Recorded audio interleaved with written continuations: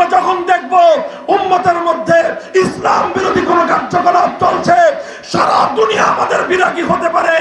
উম্মতের মধ্য থেকে দ্বীন বিরোধী কার্যকলাপকে বন্ধ করার জন্য যা করতে হয় তাই করব আমরা। আমরা যখন দেখব এই উম্মতকে কেউ গোমরাহ করার চেষ্টা করতেছে, সে যে নামেই হোক, যেই পরিচয়েই হোক, সেই গোমরাহ করার চেষ্টাকে রুখে দেওয়া আমাদের দায়িত্ব। আমরা যখন দেখব উম্মতের মধ্যে তাওহীদের চেতনাকে ভুলণ্ঠিত করে শিরকি চেতনা প্রতিষ্ঠিত করবার কেউ চেষ্টা করছে, আল্লাহর নবীর সবচেয়ে বড় দায়িত্ব ছিল শিরককে নির্মূল করে তাওহীদ কায়েম করা, শিরককে নির্মূল করে একত্ববাদ প্রতিষ্ঠা করা। সুতরাং আপনারা যদি কেউ শিরকি সংস্কৃতি বাস্তবায়ন করতে চান, আল্লাহর নবীর নায়েব হিসেবে আমি ব্যক্তিগতভাবে কথা বলতে চাই, যতদিন দেহে প্রাণ আছে, যতদিন ধমনীত রক্তের প্রবাহ আছে, যতদিন হৃদয় স্পন্দন আছে, জীবনের শেষ রক্তবিন্দু পর্যন্ত তাওহীদের ঝান্ডা সমুন্নত রাখবার জন্য, শিরকি সংস্কৃতির মোকাবেলা করবার জন্য প্রথমে চোখের অশ্রু দিব, তারপরে মাথার ঘাম ঝরাবো, সর্বশেষ প্রয়োজনে বুকের রক্ত দিতে আমরা প্রস্তুত। যেই কথায় সমস্ত আলেম একমত, সেটা শুধু আলেমদের কথা নয়, সেটা আল্লাহর কথা, আল্লাহর রাসূলের কথা। সুতরাং আল্লাহ এবং আল্লাহর রাসূলের বিরুদ্ধে যদি কেউ ময়দানে ডাক দেয়, সে নেতা হতে পারে, সে তোমার দল হতে পারে। তুমি যদি ঈমানদার হয়ে থাকো, ওই অবস্থায় তোমার নেতা তোমার দলকে লাঠি মেরে ঈমানের গৌরবকে মাথার উপরে ধরতে হবে। 1400 বছর আগে রাসূল আকরাম সাল্লাল্লাহু আলাইহি ওয়াসাল্লাম বলে গেছেন, যেখানে কথা বলা নিষেধ, সেখানে আরেকজনকে মুখ দিয়ে বসো, চুপ করো, এই কথা বলাও নিষেধ। সেখানে শুধু হাত দিয়ে ইশারা করতে হয়, হাত দিয়ে ইশারা করতে হয়। সবাই যদি বলেন এই ভাই চুপ করেন, উনি বলেন চুপ করেন, উনি বলেন চুপ করেন, তো পুরা মজমা কি চুপ থাকলো না? কথা হলো। এটা একটা খুব সাধারণ কথা। এই কথাটাই রাসূল সাল্লাল্লাহু আলাইহি ওয়াসাল্লাম জুমার দিনের ব্যাপারে বলেছিলেন। জুমার দিন যখন ইমাম খতিব যখন খুতবা দেওয়ার জন্য মিম্বারে বসেন, মিম্বারে আরোহণ করেন, তারপর থেকে সব ধরনের কথাবার্তা বলা নিষেধ। সব ধরনের কথা বলা নিষেধ। এখন যদি কোথাও কিছু মানুষ কথাবার্তা বলতে থাকে, অথবা একজন যদি কথা বলতে থাকে, আপনি কি করবেন? আপনার সামনে একজন কথা বলতেছে, তা আপনি কি করবেন? আপনি তাকে বলবেন যে ভাই কথা বলেন না? আপনি তাকে বলবেন যে চুপ করেন? আপনি যদি তাকে বলেন যে ভাই চুপ করেন, মান ক্বালা আনসিত ফাকাত লাগা, যে আরেকজনকে বলল চুপ করেন, তার জুমা শেষ, তার নিজেরও জুমা শেষ। আপনি নামাজ পড়তেছেন, নামাজের পাশে আশেপাশে হট্টগোল হইতেছে, আপনি কি করবেন? বলবেন এই আমি নামাজ পড়তেছি, কথা বলো না? এটা বলবেন? এটা বললে আপনার নামাজ হবে? তা আপনি কি করবেন? আপনি চুপ থাকবেন। আপনি চুপ থাকলে অন্তত একটা লোক কথা কম বললো, আর আপনিও যদি কথা বলেন, কথা বলার লোক সংখ্যা আরেকজন বাড়লো। এটা রাসূল সাল্লাল্লাহু আলাইহি ওয়াসাল্লামের একটা হাদিস। এই হাদিস থেকে বোঝা যায় মজমা যখন বড় হয়, তখন পুরা মজমাকে নীরব করার অর্থ মানে তো পদ্ধতি এটা নয় যে সবাই আরেকজনকে বলবে চুপ করো, না। তখন পদ্ধতি হলো সবাই নিজে চুপ হয়ে যাবে। ওই যে এই লোকটা ডাকেন তো, এদিকে আসেন, ধরে নিয়ে আসেন, ধরে। আপনি কথা বললেন কেন? সে আবার আরেকজনকে বলতেছে বয়ে যায়। মাথার মধ্যে এতটুকু ঘিলু নাই যে আমি কি বুঝাইতেছি। আল্লাহ পাক তৌফিক দান করেন। মুহতারাম হাজিরিন, আমি আপনাদের সম্মুখে রাসূল আকরাম সাল্লাল্লাহু আলাইহি ওয়াসাল্লামের একটি গুরুত্বপূর্ণ হাদিস পাঠ করেছি। আল্লাহ রাসূল সাল্লাল্লাহু আলাইহি ওয়াসাল্লাম আল্লাহর পক্ষ থেকে দুনিয়াতে এসেছিলেন মানব জাতিকে শিক্ষা দেওয়ার জন্য। মানুষকে সঠিক পথে পরিচালনা করবার জন্য। শুধু আমাদের নবী নন, বরং যুগে যুগে যত নবী রাসূল দুনিয়াতে এসেছেন, সমস্ত নবীদের আগমনের উদ্দেশ্য একটাই ছিল, সেটা হলো আল্লাহর বান্দা বান্দীদেরকে, দুনিয়ার মানুষকে সঠিক পথে পরিচালিত করা, তাদেরকে ভুল পথ থেকে রক্ষা করা, তাদেরকে হেদায়েতের পথের দিকে পরিচালিত করা। তো মানুষ আম্বিয়ায়ে কেরামের দ্বারা, নবীগণের দ্বারা তখনই তারা হেদায়েত প্রাপ্ত হয়েছে যখন তারা নবীদের আনুগত্য করেছে, যখন তারা নবীদের কথা শুনেছে। আম্বিয়ায়ে কেরাম, নবীগণ মানুষকে যে নির্দেশনা দিয়েছেন, যখন মানুষ নবীদের ঠিক সেই নির্দেশনা মেনেছে, তখন তারা হেদায়েত পেয়েছে।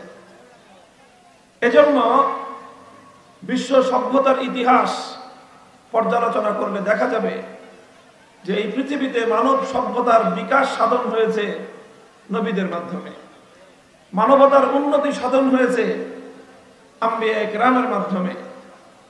হাজার হাজার বছর পর্যন্ত এভাবেই দুনিয়াতে সভ্যতা, ভদ্রতা, দুনিয়ার মানুষের উন্নতি, উৎকর্ষ, এই সব আম্বিয়ায়ে কেরামদের হাত ধরে অগ্রসর হয়েছে।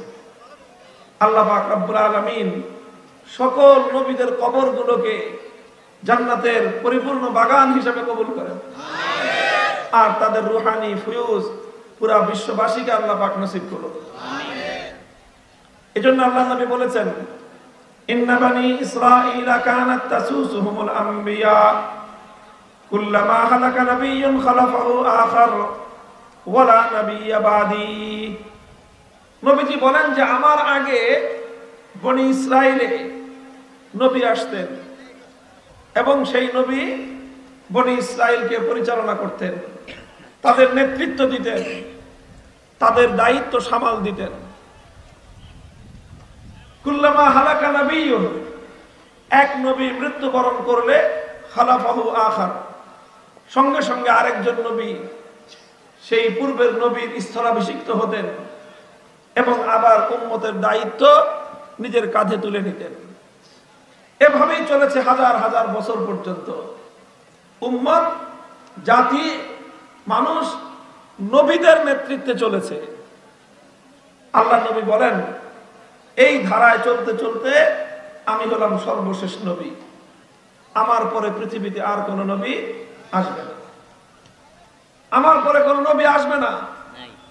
আল্লাহর নবী হলেন আখেরি নবী, খাতামুন নবিয়্যিন। আমাদের নবীকে আল্লাহ পাক রব্বুল আলামিন যে নবুয়ত দিয়েছেন, যে রিসালাত দিয়েছেন, এই নবুয়তের সবচেয়ে বড় বৈশিষ্ট্য হলো খতমে নবুয়ত। আমাদের নবীকে আল্লাহ পাক যেই নবুয়তের সিংহাসন দিয়েছেন, সেই সিংহাসনের সবচেয়ে বড় সৌন্দর্য হলো খতমে নবুয়ত।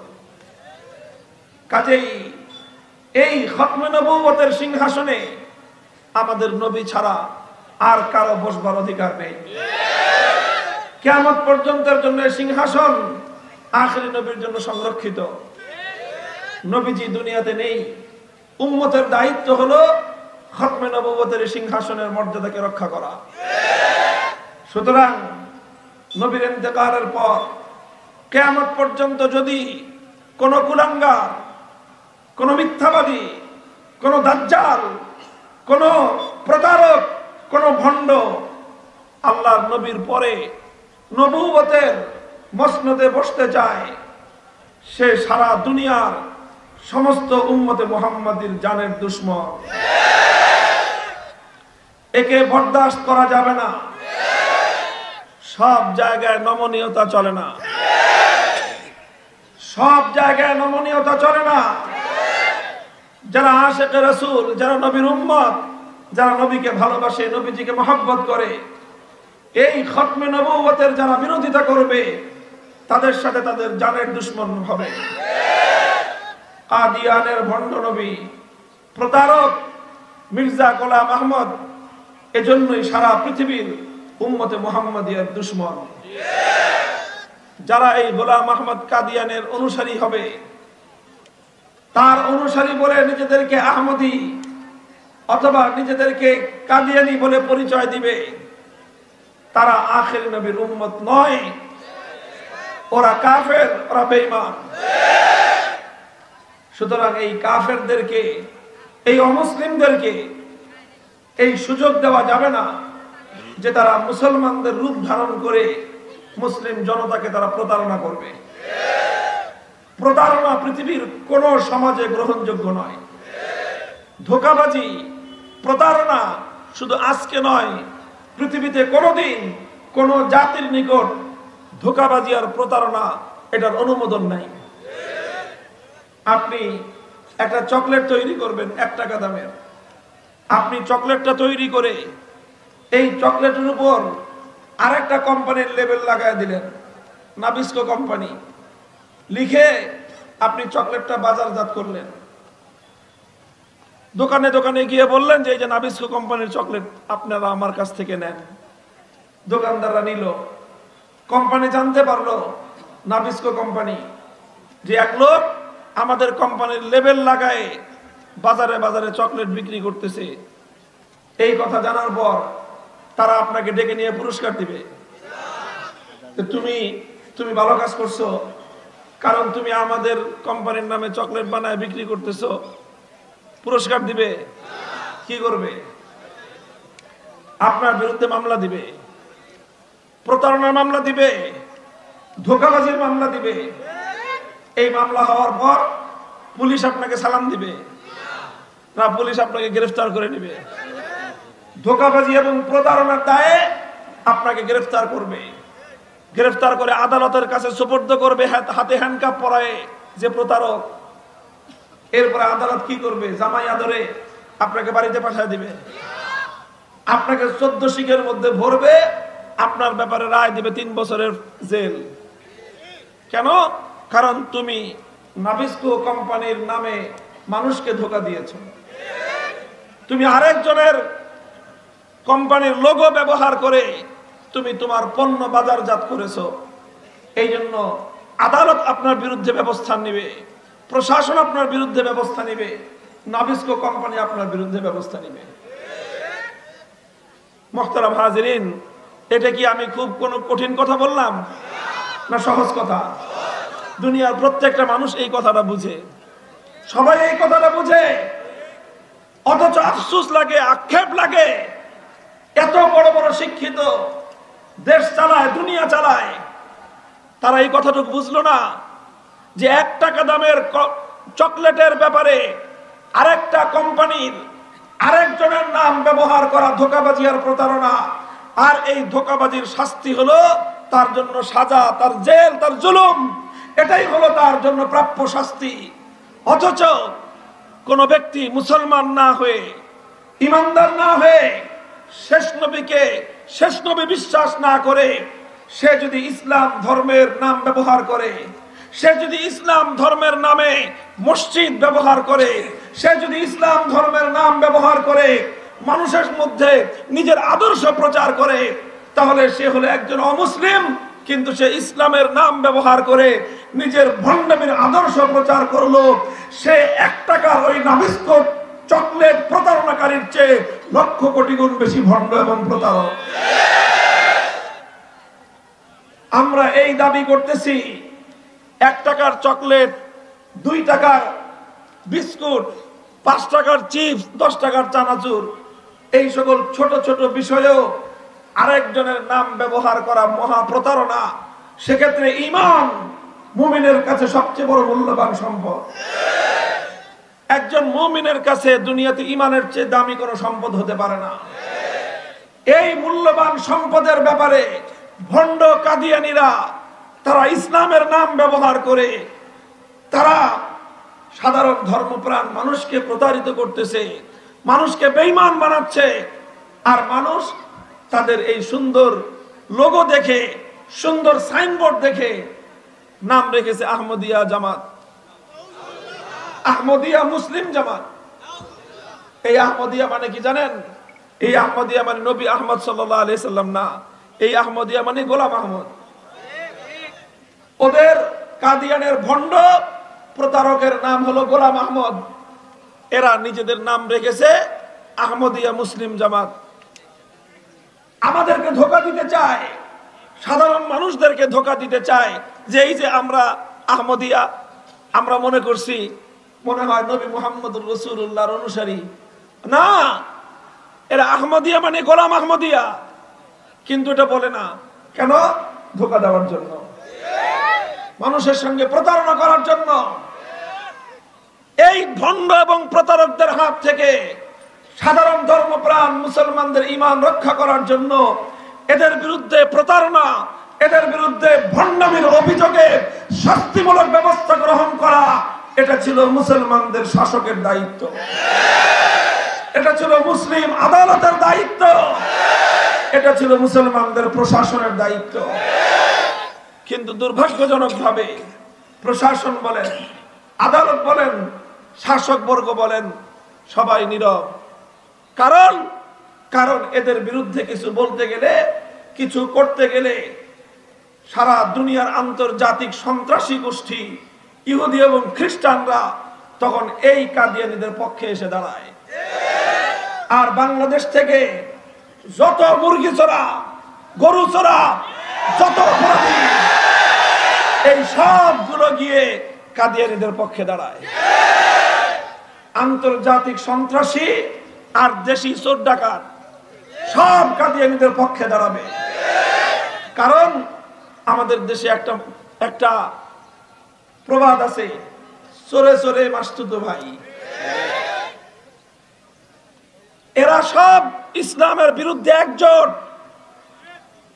কাজেই একথা আমরা পরিষ্কার ভাষায় বলতে চাই, আমাদের শাসক গোষ্ঠী আমরা মনে করি তারা মুসলমানদের প্রতিনিধি, আমাদের আদালত মনে করি তারা মুসলমানদের বিচার ব্যবস্থা, আমাদের প্রশাসন আমরা মনে করি তারা মুসলিম জাতির প্রশাসন।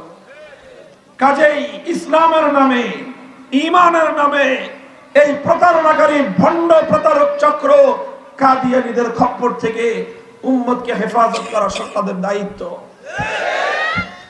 আমরা তাদেরকে মেরে ফেলতে বলতেছি না, আমরা এটাও বলতেছি না যে কাদিয়ানীদেরকে দেশ থেকে তাড়ায় দেন, এটাও বলতেছি না। আমরা শুধু বলতেছি ওরা যেন অমুসলিম হয়ে ইসলামের নাম ব্যবহার করতে না পারে এই ব্যবস্থাটা করেন। ও যেন আরেক কোম্পানি হয়ে আরেক কোম্পানির যেন ওরা নাম ব্যবহার করতে না পারে এই ব্যবস্থাটা করেন। ওরা যেন ইসলামের নাম ব্যবহার করে ধর্মপ্রাণ মুসলমানদেরকে ধোঁকা দিতে না পারে। ওদের ধর্মের নাম কাদিয়ানী ধর্ম, আমাদের ধর্মের নাম ইসলাম ধর্ম। আমরা আমাদের ধর্মের নাম ব্যবহার করব, আমরা মুসলিম, আমাদের ধর্ম ইসলাম। ওরা ওদের ধর্মের নাম ব্যবহার করবে কাদিয়ানী ধর্ম, আর ওরা হলো কাদিয়ানী। হিন্দুরা যেরকম হিন্দু, বৌদ্ধরা যেরকম বৌদ্ধ, খ্রিস্টানরা যেরকম খ্রিস্টান, সবাই যার যার ধর্মীয় পরিচয় ব্যবহার করে। কাদিয়ানীরাও ওরা কাদিয়ানী, ওরা মুসলিম নয়। মুহতারাম হাজিরিন, এটা যদি না করা হয় আখেরি নবীর খতমে নবুয়তের সিংহাসন কলঙ্কিত হয়। নবীর এই সিংহাসনকে কলঙ্ক মুক্ত রাখার জন্য নবীর উম্মতেরা যে কোনো ত্যাগ আর কোরবানি স্বীকার করতে প্রস্তুত থাকতে হবে, প্রস্তুত থাকতে হবে, প্রস্তুত থাকতে হবে।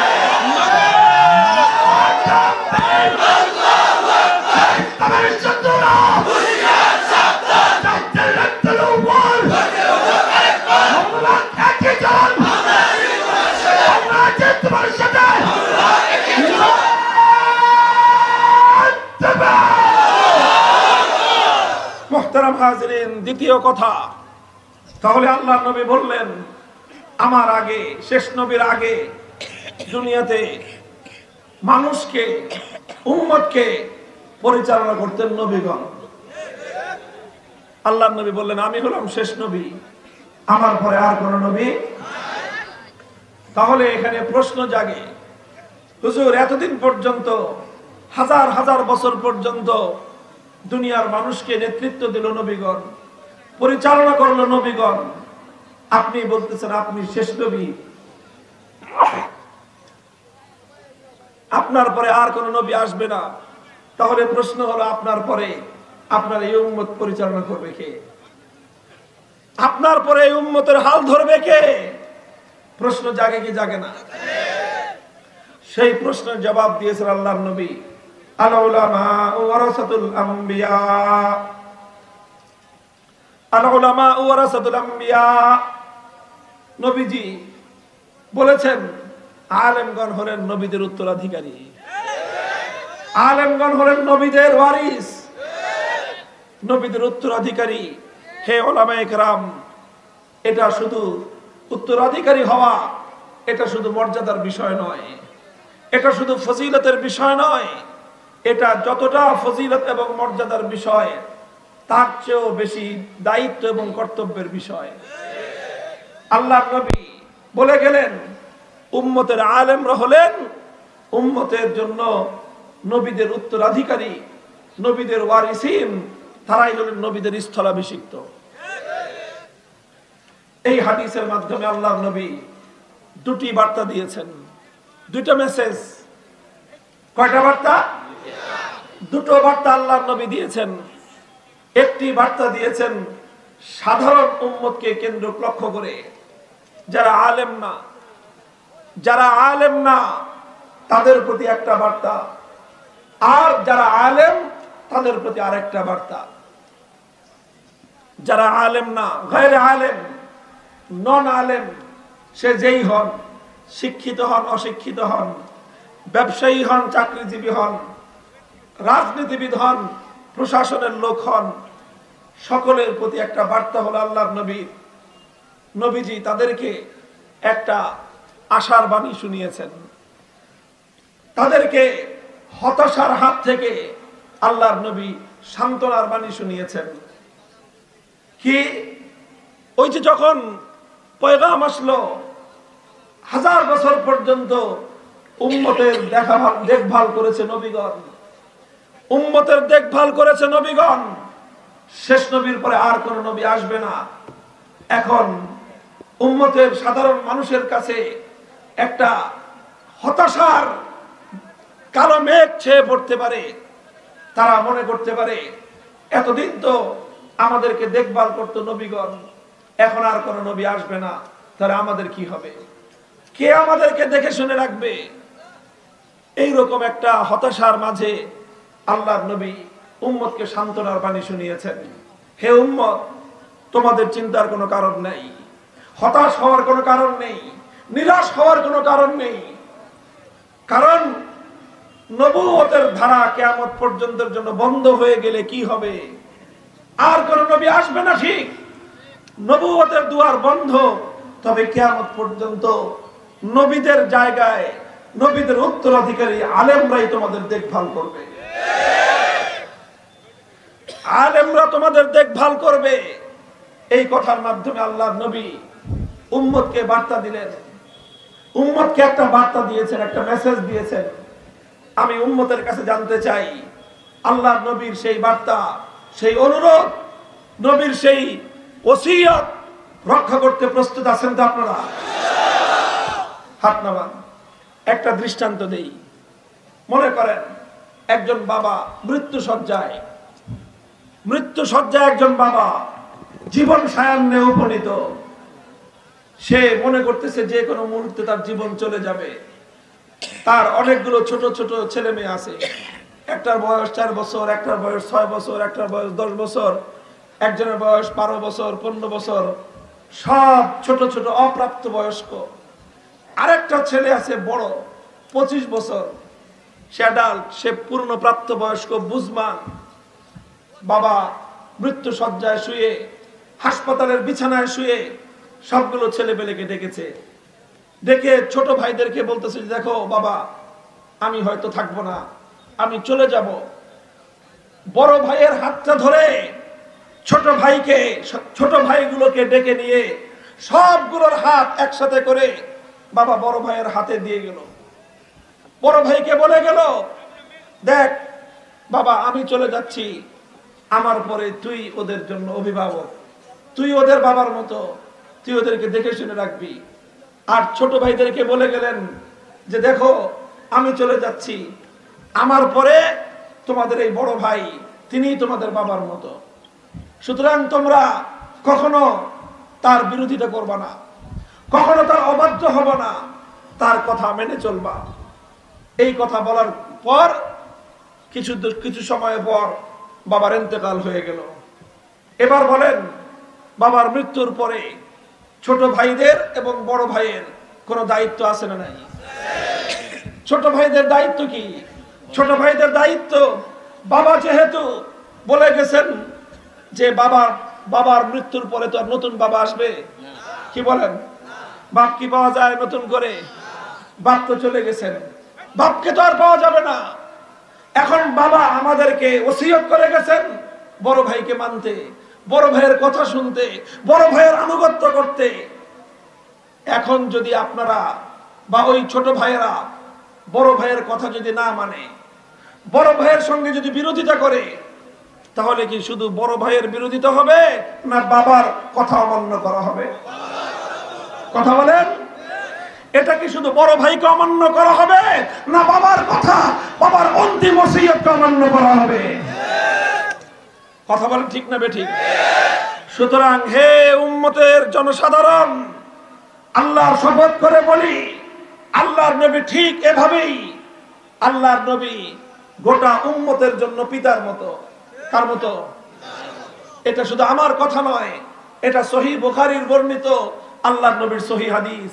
ইন্নামা আনা লাকুম মিসলাল ওয়ালিদ, ইন্নামা আনা লাকুম মিসলাল ওয়ালিদ লিওয়ালাদিহি। হে আমার উম্মত, আমি তোমাদের জন্য পিতার মতো। পিতা যেরকম তার সন্তানের মায়া মমতা দিয়ে ভালোবেসে লালন পালন করে, আমি তোমাদের জন্য ওরকম বাবা। সুতরাং বাবার মৃত্যুতে ছোট ছোট সন্তানরা যেরকম ইতিম হয়ে যায়, ঠিক তদ্রূপ আল্লাহর পয়গম্বরের ইন্তেকালের কারণে তার সাধারণ উম্মতরা সারা দুনিয়া জুড়ে ইতিম হয়ে গেছে। এই ইতিম সন্তানদেরকে আল্লাহর নবী অন্তিম ওসিয়ত করে গেছেন যে দেখো, আমার উম্মতের মধ্যে আলেম যারা, তারা হলো তোমাদের বড় ভাই। বয়সের দিক দিয়ে বড় না, এলেমের দিক দিয়ে বড়। বয়সে বড় না, এলেমে বড়।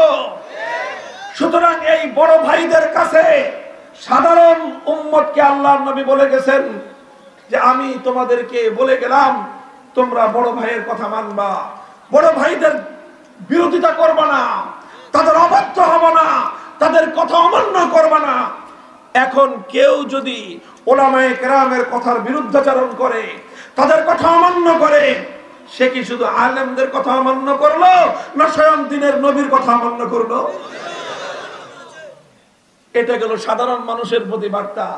সুতরাং হে উম্মতের সাধারণ জনগণ, আপনাদের প্রতি আল্লাহর নবীর পক্ষ থেকে অনুরোধ,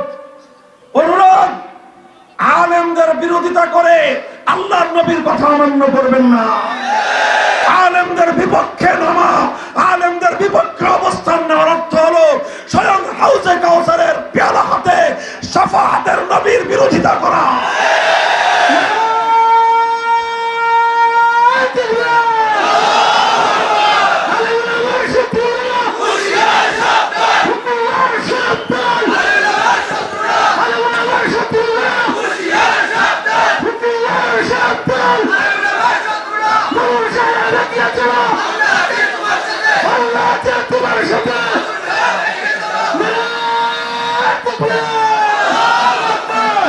মুহতারাম হাজিরিন, এটা হলো সাধারণ জনতার প্রতি আল্লাহর নবীর বার্তা। আলেমরা খুব বেশি খুশি হয় না যে তাহলে সবাই খালি আমাদেরকে মানবে। হে ওলামায়ে কেরাম, আপনাদের প্রতি আল্লাহর নবীর পক্ষ থেকে বার্তাটা আরো কঠিন, আরো কঠিন বার্তা। সেটা কি? সেটা হলো নবীজি আলেমদের প্রতি আস্থা রেখেছেন, আলেমদের প্রতি আস্থা রেখেছেন যে আমার অবর্তমানে উম্মতের আলেমরা উম্মতের জন্য সেই দায়িত্ব পালন করবে আমি নবী যেভাবে উম্মতের প্রতি দায়িত্ব পালন করেছিলাম। সুতরাং উম্মতের আলেমদের প্রতি আল্লাহর নবী আস্থা রেখে গেছেন যে তারা যে কোনো মূল্যে আমার উম্মতকে পথভ্রষ্ট হতে দিবে না, তারা যে কোনো মূল্যে আমার উম্মতকে সঠিক পথে পরিচালিত করবে।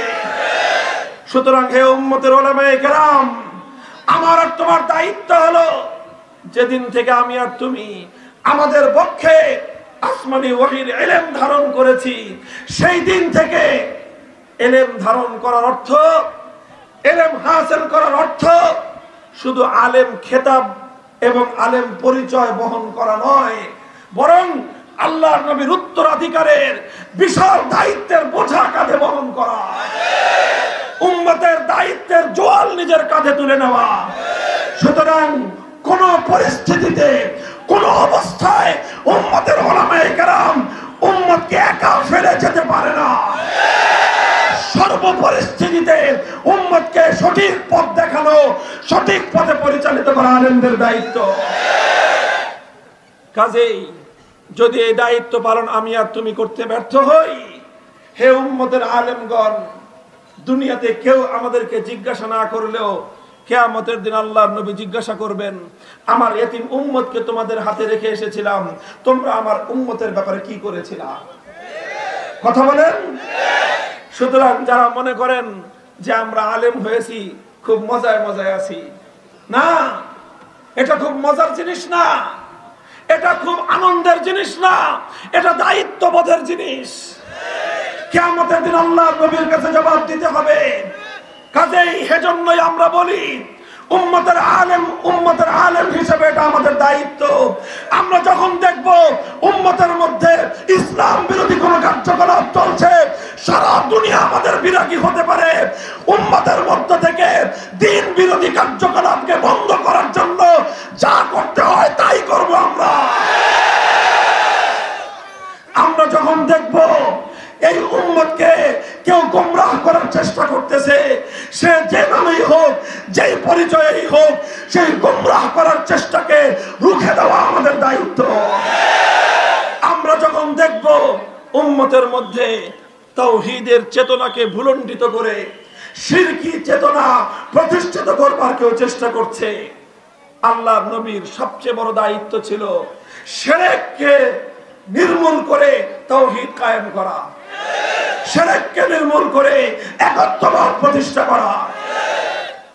সুতরাং আপনারা যদি কেউ শিরকি সংস্কৃতি বাস্তবায়ন করতে চান, আল্লাহর নবীর নায়েব হিসেবে আমি ব্যক্তিগতভাবে কথা বলতে চাই, যতদিন এ দেহে প্রাণ আছে, যতদিন এ ধমনীত রক্তের প্রবাহ আছে, যতদিন এর হৃদয় স্পন্দন আছে, জীবনের শেষ রক্তবিন্দু পর্যন্ত তাওহীদের ঝান্ডা সমুন্নত রাখবার জন্য, শিরকি সংস্কৃতির মোকাবেলা করবার জন্য প্রথমে চোখের অশ্রু দিব, তারপরে মাথার ঘাম ঝরাবো, সর্বশেষ প্রয়োজনে বুকের রক্ত দিতে আমরা প্রস্তুত।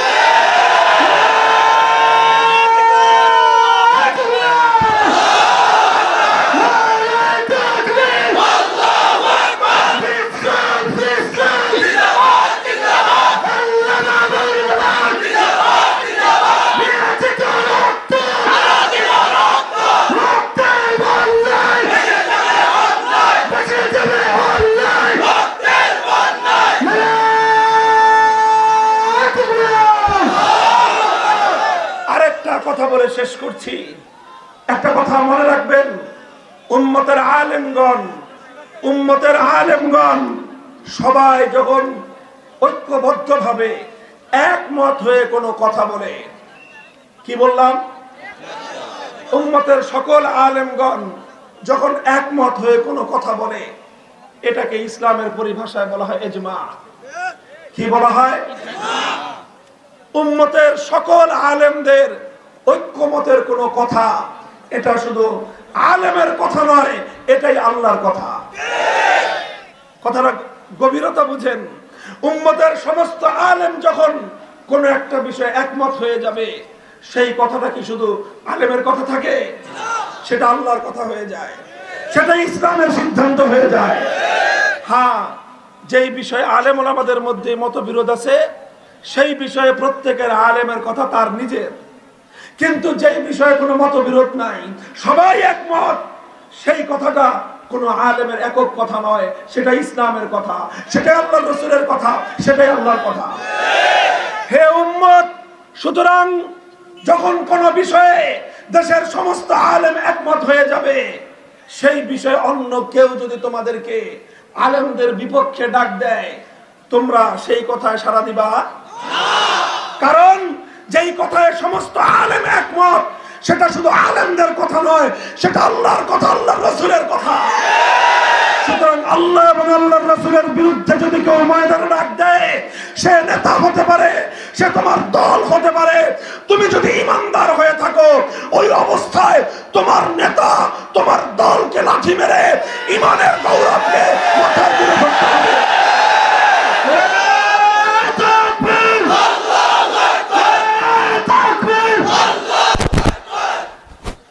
ইনশাআল্লাহ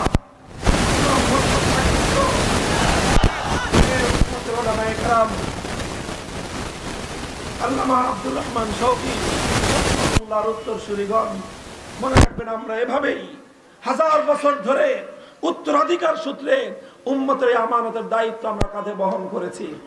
সুতরাং কোন পরিস্থিতিতেই, কোন অবস্থাতেই বাতিলের সামনে মাথা নত করা যাবে না। আমরা দু চারজন আলেম যদি বাতিলের সামনে আমরা সিনা টান করে দাঁড়িয়ে থাকি, হতে পারে আমাদের দু চারজনের জীবন যাবে, আমাদের দু চারজনের কল্লা যাবে, আমাদের দু চারজনকে ত্যাগ আর কোরবানি পেশ করতে হবে, আমাদের দু চারজনকে জুলুম আর নির্যাতন ভোগ করতে হতে পারে, আমাদের দু চারজনকে কল্লা দিতে হতে পারে, রক্ত দিতে হতে পারে।